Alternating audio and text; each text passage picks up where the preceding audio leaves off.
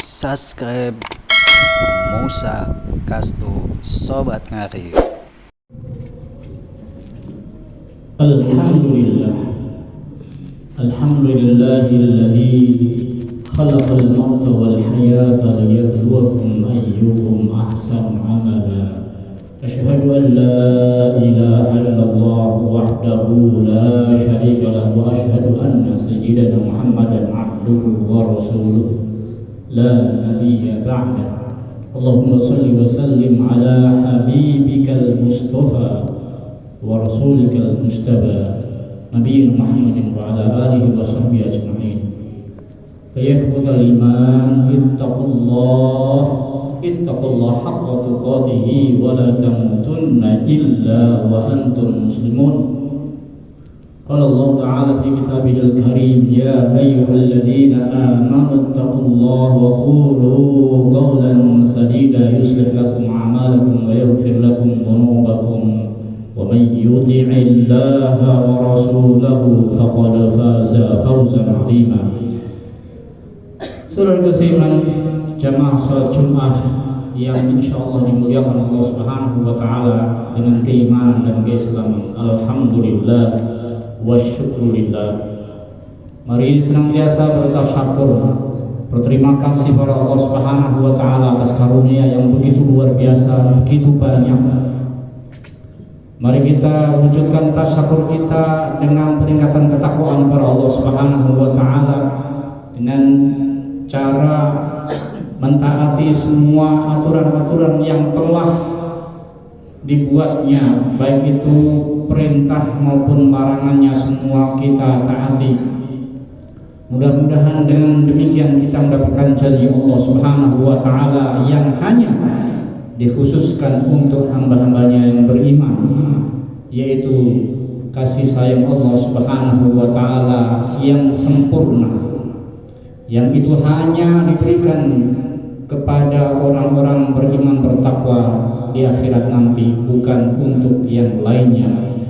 Kalau di dunia ini kasih sayang Allah Subhanahu wa taala hanya 1% dan dibagikan untuk seluruh makhluk yang ada, dan dengan 1% yang dibagi-bagi dengan triliunan makhluk yang ada itu, binatang buas menjadi sayang kepada anaknya. Subhanallah, kita tidak bisa membayangkan tatkala Allah Subhanahu wa taala memberikan 100% kasih sayangnya, dan itu hanya untuk hamba-hambanya yang beriman dan bertakwa. Maka patutlah kita harus bangga, kita harus berbahagia menjadi orang-orang yang beriman, dan keimanan ini harus kita pertahankan sampai akhir hayat kita. Mudah-mudahan kita termasuk hamba-hamba Allah yang mendapatkan janji itu. Amin ya rabbal alamin. Saudara rahmat Allah Subhanahu wa taala, hari-hari ini kita diramaikan dengan satu berita yang viral, yaitu sebuah candaan. Namun canda ini menjadi luar biasa karena menyangkut beberapa orang yang penting dan menyangkut hal-hal yang bersentuhan dengan kehidupan masyarakat. Kita bisa mengambil hikmahnya dari peristiwa itu, bahwa yang pertama adalah ternyata manusia itu sama saja, apapun gelarnya, apapun statusnya. Namanya manusia, sebelum dia meninggal dunia maka kita tidak bisa menjudge seseorang itu apakah dia termasuk orang-orang yang mulia, orang-orang yang bertakwa atau tidak, sampai dia akhirnya meninggal dunia dan kita melihat akhir hayatnya, apakah dia termasuk orang-orang yang husnul khotimah atau su'ul khotimah. Na'udzubillah. Saudara rahmat Allah Subhanahu wa taala, dalam agama kita mengatur semua urusan, baik itu urusan yang besar maupun yang kecil, semua diatur. Dan di dalam agama kita, semua yang kita lalui, hari-hari kita, waktu kita, detik demi detik, menit demi menit, itu bisa menjadi ibadah pada Allah Subhanahu wa taala, ataupun justru sebaliknya menjadi nilainya adalah bermaksiat kepada Allah Subhanahu wa taala. dari itu kita harus mempunyai ilmu terhadap semua yang kita lakukan. Jangan sampai kita melakukan sesuatu tidak tahu ilmunya, karena itu bisa akibatnya fatal. Dalam masalah ibadah pun, seseorang beribadah tidak tahu ilmunya, bisa jadi nilainya minus, nilainya negatif. Namun tak kala orang itu tahu ilmunya, bahkan termasuk bercanda pun nilainya bisa beribadah kepada Allah Subhanahu wa taala. Yang pertama, saudara yang dirahmati Allah Subhanahu wa taala, dalam agama kita niat ini dalam menentukan. Maka orang bercanda pun harus punya niat. Niatnya untuk kebaikan. Bukan asal bercanda saja, namun dia harus punya niat untuk menghibur saudaranya atau memecah kejenuhan atau yang dinamakan icebreaker. Rasulullah SAW pun dengan para sahabat juga mereka bercanda.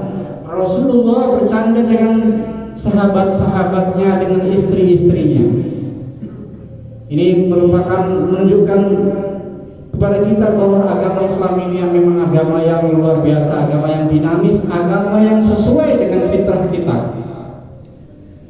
Jadi niatnya harus benar-benar ikhlas karena Allah Subhanahu wa taala, niatnya harus benar. Juga momennya harus pas. Tak kala orang momennya lagi serius-serius dan akhirnya kita bercanda pun itu tidak pas. Pada waktu orang berbahagia kita sedih tidak pas. Pada waktu orang lagi serius kita bercanda itu juga tidak pas. Semua harus tepat pada momennya. Selanjutnya adalah dalam bercanda tidak boleh merendahkan martabat seseorang, tidak boleh menghina. La yashar qaumun min qaumin asa ayyakunu khairan minhum. Tidak boleh kita menghina orang lain. Bisa jadi orang yang kita hina itu mereka lebih baik derajatnya di sisi Allah Subhanahu wa taala. Kita ingat kisah seorang sahabiah yang memungut sampah. Suatu ketika tukang sampah itu meninggal dunia, maka Rasulullah bertanya-tanya kemana sahabiah yang biasa memungut sampah itu. Maka para sahabat berbicara mengatakan bahwa itu hanya seorang sahabiah, kenapa ditanyakan? Maka ternyata Rasulullah SAW mengatakan bahwa sahabiah itu seorang pemungut sampah itu adalah mulia di hadapannya. Setiap sampah yang dia pungut, dia selalu bersolawat, selalu berzikir pada Allah Subhanahu wa taala. Subhanallah, ini adalah tukang sampah yang pasti dijamin oleh Rasulullah SAW termasuk orang-orang yang mulia, karena Rasulullah SAW sampai menanyakan dan mendatangi kuburannya tatkala beliau sudah meninggal. Subhanallah. Jadi kita tidak boleh memandang orang dari zahirnya saja. Orang yang kelihatannya statusnya bagus bisa jadi rendah di sisi Allah.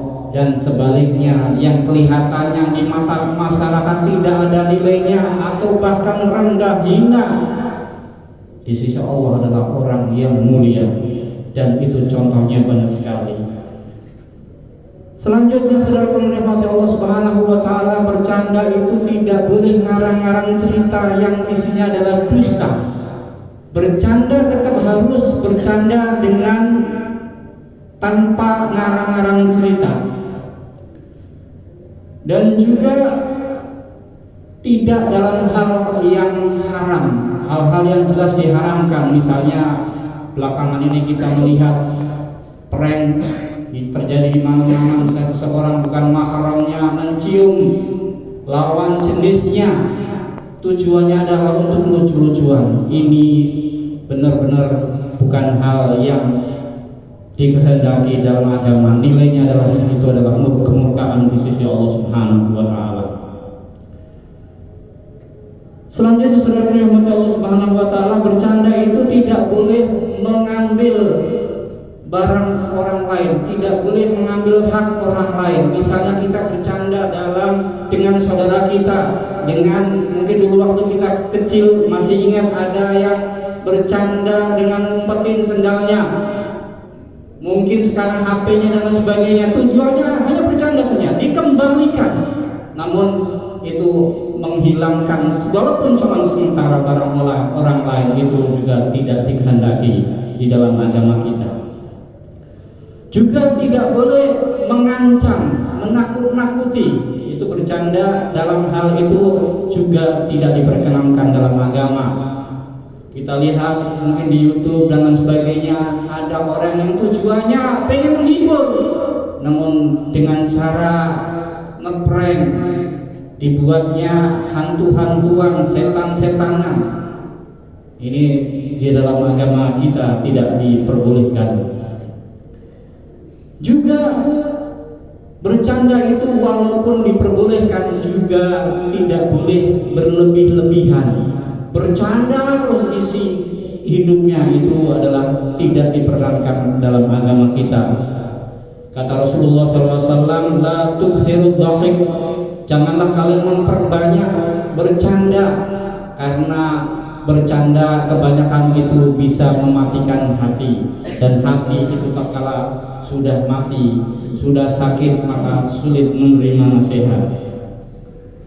Selanjutnya, saudara yang dirahmati Allah Subhanahu wa taala, kita juga tidak diperkenankan bercanda dengan syiar-syiar agama. Allah Subhanahu wa taala, malaikatnya, para nabi, ayat-ayat Allah Subhanahu wa taala ini tidak boleh kita buat untuk candaan.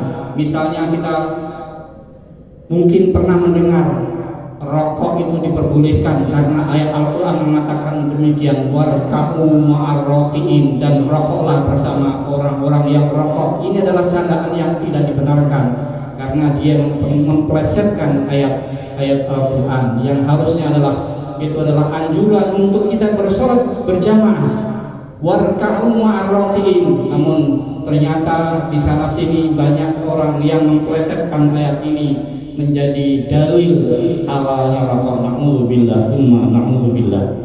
Saudara rahmati Allah Subhanahu wa taala, ini pun berlaku di agama lain. Kita tidak boleh olah-olah agama lain tentang ketuhanan mereka dan lain sebagainya. Bahkan ayat Al-Quran mengatakan la tasubbu, janganlah kalian mengolok-olok agama orang lain, karena tatkala kita mengolok-olok agama lain, mereka pun akan membalas dengan mengolok-olok agama kita, Tuhan kita, Rasulullah SAW akan diolok-olok. Maka kita tidak boleh mengolok-olok syiar agama lain. Dalam sholat juga kita tidak diperkenankan untuk bercanda. Maka pastikan kita membawa anak-anak kita untuk ke masjid, untuk sholat ke musola, itu mereka tatkala sudah setidaknya dalam mumazzis. Rasulullah SAW tidak menganjurkan, tidak menyarankan anak-anak yang belum mumayyiz diajak ke dalam masjid. Mumayyiz itu adalah tatkala mereka, anak-anak itu sudah bisa membedakan yang benar dan yang tidak benar. Rasulullah SAW dalam sabdanya, muru auladakum bis sholati inda sab'in, suruhlah anak-anak kalian untuk sholat tatkala mereka umur 7 tahun, dan pukullah mereka tatkala mereka tidak sholat pada waktu mereka sudah umur 10 tahun. Perhatikan Rasulullah SAW dalam sabdanya ini, kita baru diajak, disuruh oleh Rasulullah SAW untuk mengajarkan anak-anak kita sholat itu pada waktu umur 7 tahun. Namun banyak di antara kita yang mengajak anak-anaknya umur 3 tahun, 4 tahun, 5 tahun, yang tentunya itu tidak sama sekali mendidik karena mereka tidak tahu. Yang pertama yang harus kita ajarkan kepada anak-anak usia dini adalah mengenalkan Allah Subhanahu wa taala. Ini bunga ini cakep, siapa yang menciptakan? Yang menciptakan adalah Allah Subhanahu wa taala. Dan lain sebagainya, bukan diajak ke masjid yang mana justru mengganggu orang lain. Salat berjamaah itu hukumnya sunnah, walaupun sunnah muakkadah. Namun tatkala kita ngajak anak-anak yang yang belum mumayyiz dan akhirnya mengganggu orang lain, maka hukumnya adalah haram. Yang sunnah tatkala bertabrakan dengan hal-hal yang haram, maka yang haram harus didahulukan, alias jangan mengajak anak-anak kita yang belum mumayyiz ke dalam masjid, karena itu tidak akan mendidik, tidak ada manfaat buat dia, namun justru jelas mengganggu orang-orang yang sholat. Saudara dirahmati Allah Subhanahu wa taala, dalam agama memang tidak cukup dengan semangat saja, namun kita harus tahu ilmunya. Kemudian saudara dirahmati Allah Subhanahu wa taala, kita juga tidak diperkenankan bercanda dalam urusan nikah. Dalam masalah cerai itu tidak ada bercanda. Jidduhu jid wa hazluhu jid. Bercandanya tentang nikah dan talak itu adalah serius, dan seriusnya apalagi pasti lebih serius. Orang yang menikah memang harus sering-sering bercanda dengan istrinya, dengan pasangannya, karena di dalam agama kita menikah itu adalah harus hal yang menyenangkan. Menikah adalah hal yang nilainya ibadah. Kita melihat Rasulullah SAW tatkala di rumah dengan istri-istrinya, maka beliau sering bercanda, sering balapan, sering bermain bersama. Demikian pula kita, namanya rumah itu harus ada nilainya ibadah, harus nilainya pendidikan, dan juga harus ada nilainya rekreasi dan juga hiburan. Kalau hal itu tidak terpenuhi, maka pasangan suami istri bisa mencari kepuasan di tempat lain. Na'udzubillah, tsumma na'udzubillah. Bercanda yang nilainya ibadah adalah pasti bercanda dengan istrinya. Namun tentunya harus diperhatikan hal-hal di atas tadi, jangan sampai kita melanggar aturan-aturan Islam. Sekali lagi, Islam tidak melarang bercanda, namun bercanda tentunya ada aturannya, ada rambu-rambunya, supaya bercanda itu nilainya juga ibadah kepada Allah Subhanahu wa taala. Saudaraku yang dirahmati Allah Subhanahu wa taala, sungguh agama Islam ini agama yang wasati, agama yang tengah-tengah, agama yang dinamis, agama yang sesuai dengan fitrah kita. Maka berbahagialah kita, maka harus banggalah kita sebagai orang yang beriman.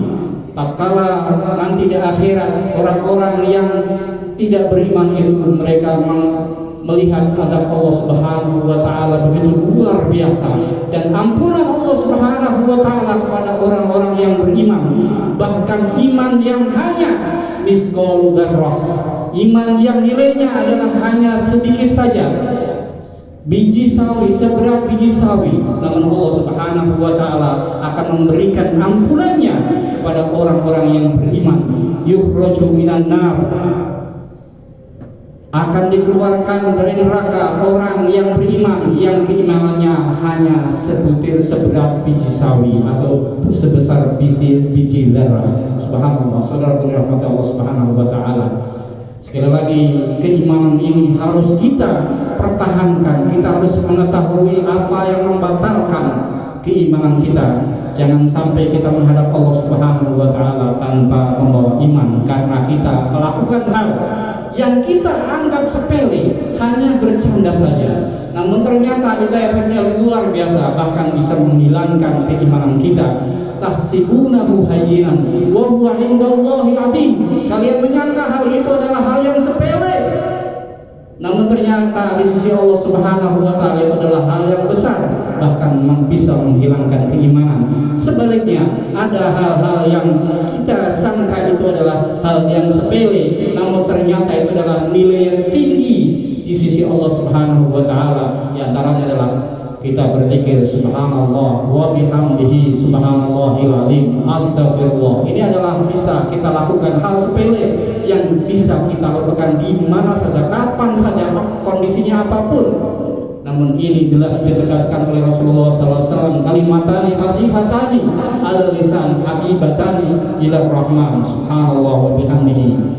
Ada dua kata yang sangat ringan diucapkan oleh lisan kita, namun itu berat timbangan amal kebajikan kita dan sangat dicintai Allah Subhanahu wa taala, bihamdihi. Barakallahu li wa lakum fil Qur'anil azim wa nafa'ana wa iyyakum bima fihi wa dzikril hakim wa qur rabbi ighfir warham wa anta khairur rahimin.